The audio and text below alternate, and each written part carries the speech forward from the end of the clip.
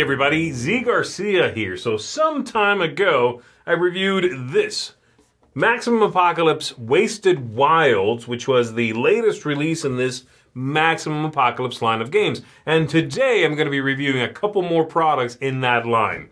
This is going to be Maximum Apocalypse Gothic Horrors and just good old Maximum Apocalypse, though this is second edition now, okay? In fact, I've already reviewed this original game, just called that, Maximum Apocalypse, years ago, like back in 2018. Like I said, this second edition sort of brings some things up to date to match, well, the new release Wasted Wilds. Are you a little bit confused? I feel like I'm juggling over here. Let me go ahead and show you some of the things that come in these boxes, okay? Just some of the ideas. I'm not going to go too in-depth into how this game plays or show you too much of an overview. I'll just kind of give you an idea, all right? Then we'll come on back. I'll tell you what I think of these two boxes, what I think they do well, what I don't think they do as well. It's just something that is perhaps for you. Let's go ahead and go to the table.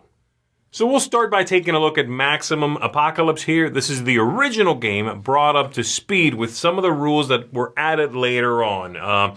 So in this one, you are going to get the mission log here. This has all the missions in there and a learn to play guide. A lot of these missions have been reworked and they're sort of, little tweaks on the original missions in the game. And the main reason for that is this new idea, this new mechanism, which is these scavenge decks. In the original release of the game, these scavenge decks needed to be built every time you play because different cards would be in there. Well, that's been done away with, and now each of these has 18 cards that are always set. They're always the same thing. So you just shuffle up each of these decks, and you can set them out on here, or you can put them on this little tray that holds them in place. Very nice. And you are good to go. Below that, you'll see that it holds the tiles for whatever current mission you're in. So this is a really nice insert in game aid. These are game trays. So they're going to keep down here in the bottom whichever tiles are currently needed. And the mission sort of lets you know, hey, add these two tiles, remove this one, and it has a running, log of what it is you need. These are all your starting tiles over here. You find them, put them at the bottom. This is your tutorial mission. And then as you go, it says, okay, now add these tiles to make it, obviously, this is, the maps are going to be about this size. From now on, they don't change as much. From now on, it's like, maybe add one or two tiles. You're going to have in this box then quite a few missions, and you're going to have a lot of the classic things that you are wanting in a game like this. You have the zombies, the traditional zombie baddies. You have that sort of thing. If we take a look at the Learn to Play guide here, you'll see who the characters you can be are and who the baddies are, okay? So you're going to have, robots and zombies and aliens, the classics, the heavy hitters that you want. And then for the characters, you have a fireman, a veteran, a hunter, the mechanic, all of these different characters that, again, are sort of heavy hitters that you want. As you go away from the original release here, these player characters get a little bit weirder, like, for example, in the latest release, Wasted Wilds, one of the characters is a beekeeper. It's kind of strange. It's a great character, but it's a little strange. And so here you've got some, again, a little more traditional ideas. These tiles, this tile here is from this release. And you'll see it's a gas station. It has here, when you reveal this tile, free scavenge. Well, the tile below it is the same tile, but as seen in Gothic Horrors. And it has all, pretty much the same information, but it shows you this symbol right here, which you need if you play with weather effects to know if you are inside in a sheltered place or outside. And I wish they would have put that in these original tiles and the Maximum Apocalypse tiles. Even though there's no weather in this box, it would have been a nice way to future-proof this release, I thought. And also the language was a little cleaned up and clarified. So this one just says reveal free scavenge. This one says immediately resolve a free scavenge action. And I like that better. I just think it's, it cleans up exactly what you're supposed to do. There's also a few issues with the rulebook. For example, the very first mission references a scientist. that tells you to go find the scientist card. There is no such thing in this box. This happens to be a carryover. They missed it. They forgot to update this. Thankfully, it really doesn't matter. The scientist is just a placeholder for a person you're rescuing. It could be anything. You can put a token out there. It doesn't matter what it is. But it's those kinds of little things that will ding a project like this, especially because this is already like the third release of Maximum Apocalypse. They had the original one, which I've reviewed. They had like a deluxe one, and now this 2.0 bringing some things up to speed. The main idea behind Gothic Horrors here is bringing together several previously available expansions into one box. And in fact, writing a story of missions here, a selection of missions that dovetails one into the other, which is kind of insane, doesn't really make any sense, but that's half the fun, is the pulpy sort of B-movie tropes of this.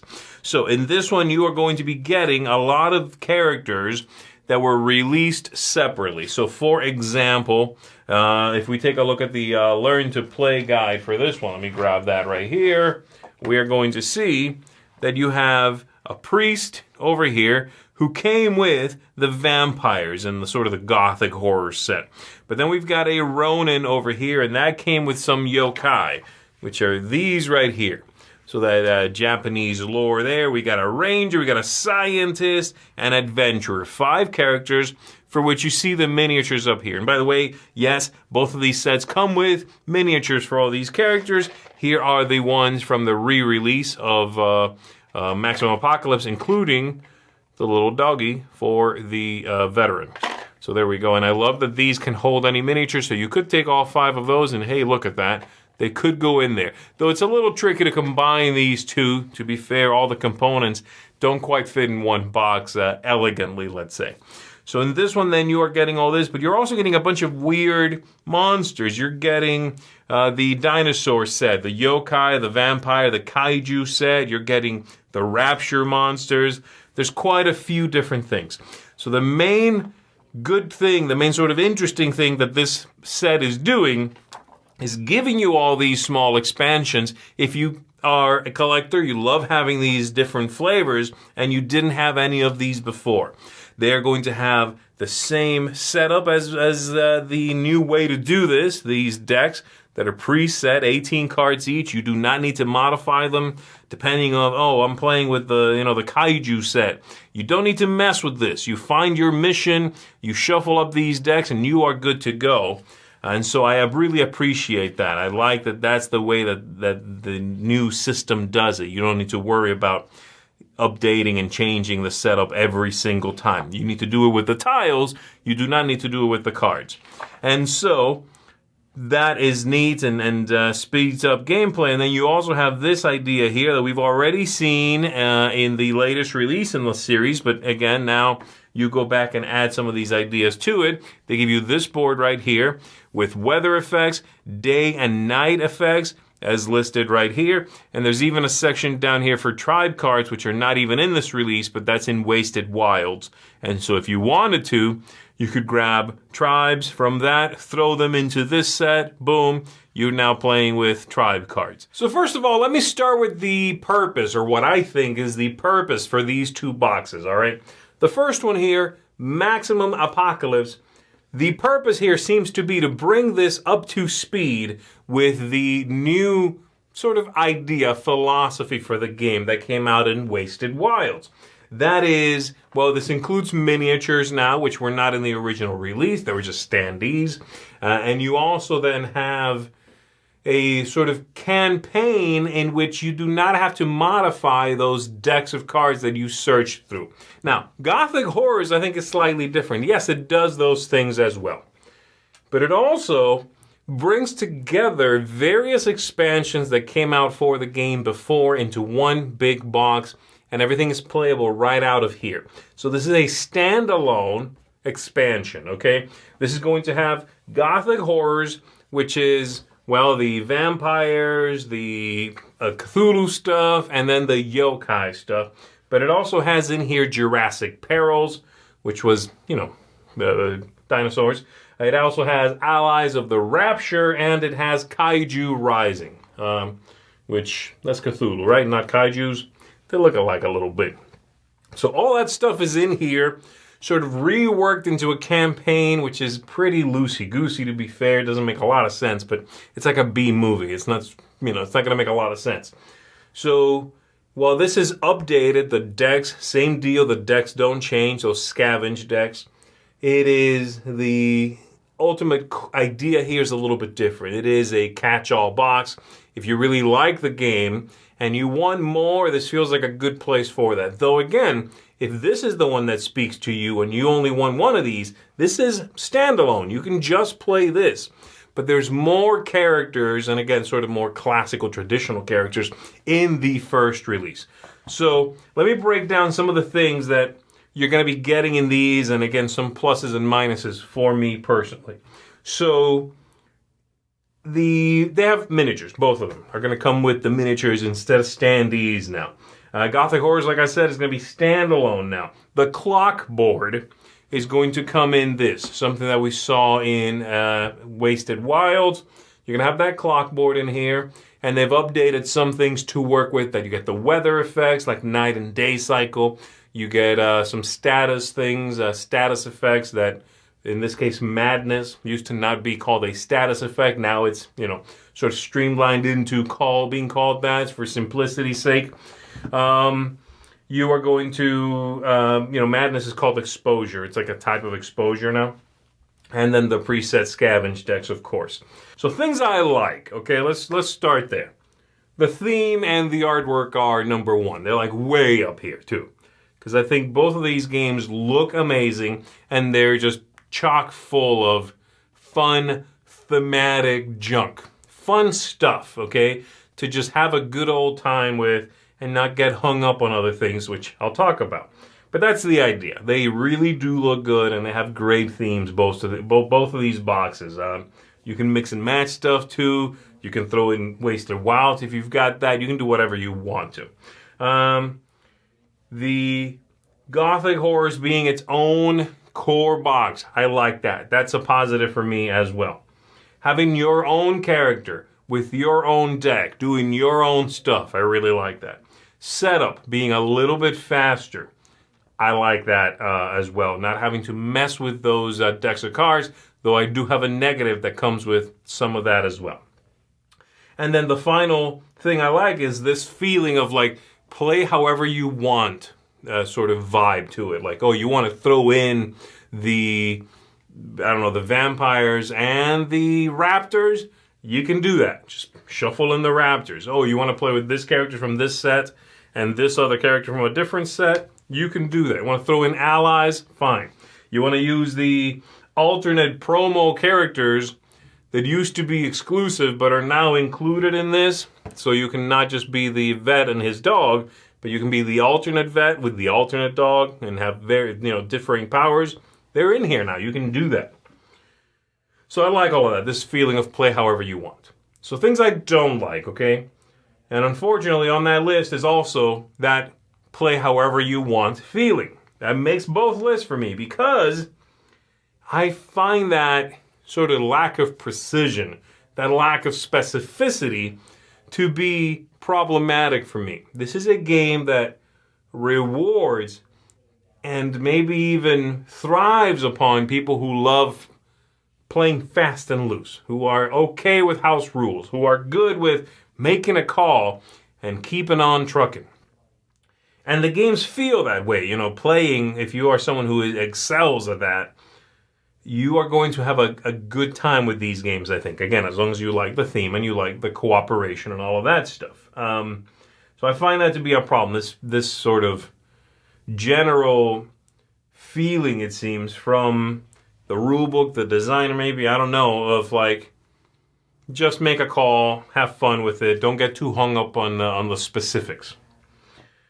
The lack of clarity in the rulebook, the lack of clarity sometimes on the cards is also problematic, and then the lack of sort of quality control as well. The rulebook for the first one, for Maximum Apocalypse, mission number 1 mentions a scientist. Find the scientist card and use it. There's no scientist card. They forgot to edit that out from a previous edition of this. The rulebook for Gothic Horrors has the oh, go to this page to find out about weather, or, find out about, I don't know, tactics cards, page XX. Oh, now go to this night phase, page XX. They forgot to fill all that stuff in.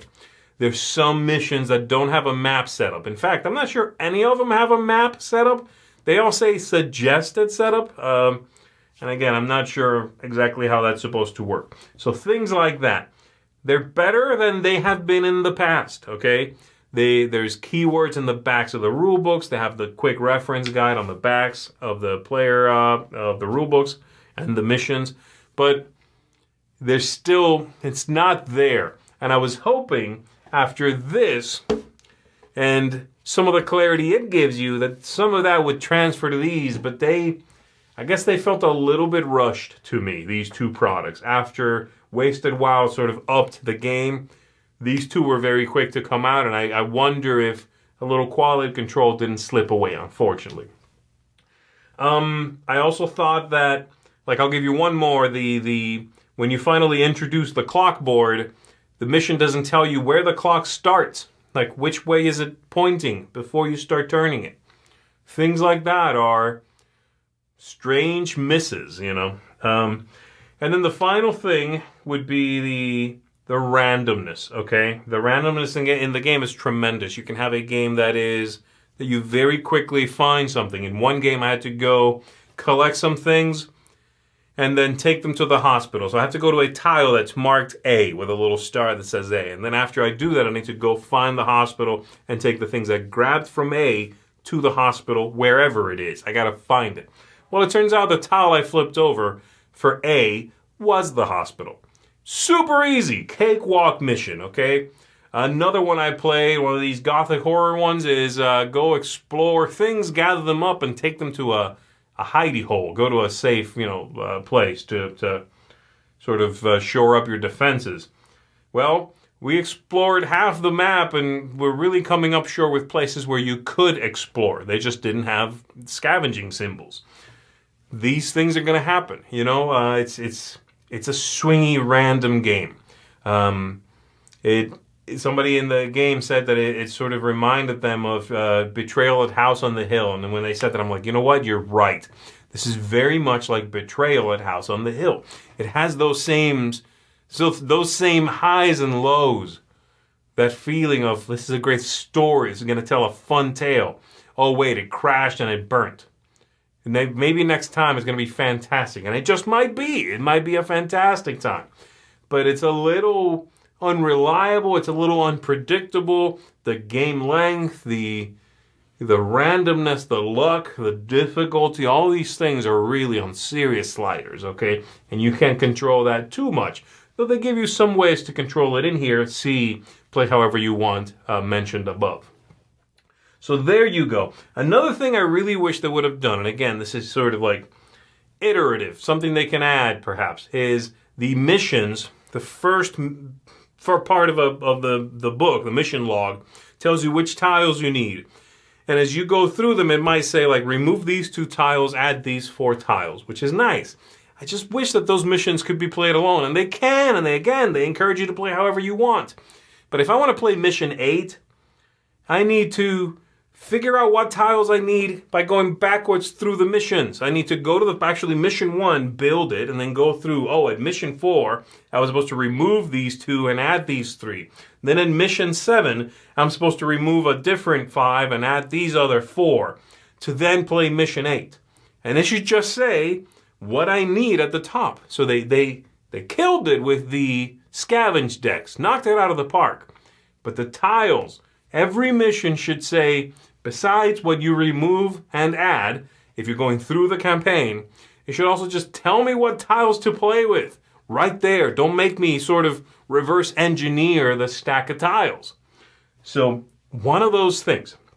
Now, it sounds like I'm complaining a lot here, and there are certainly things to complain in these releases.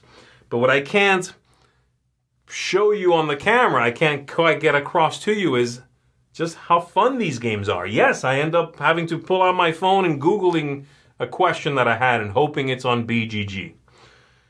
But these games are dumb fun, and I mean that as a very high compliment, okay? These are fun games to play. Are they random? Yes. Are they goofy? Yes. Are they funny and engaging and just a good world to kind of inhabit and check out the artwork and discover what's next? Yeah, they are. These are fun games. So I'm not giving these necessarily a very high score, but they are getting a recommendation and a seal of approval from me because these are getting 7s out of 10s, both of these.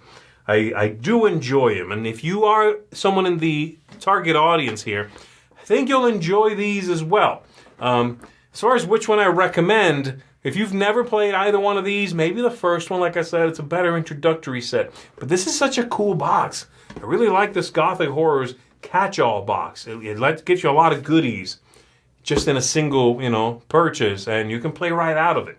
So both of them get 7s. Like I said, seal of approval from me.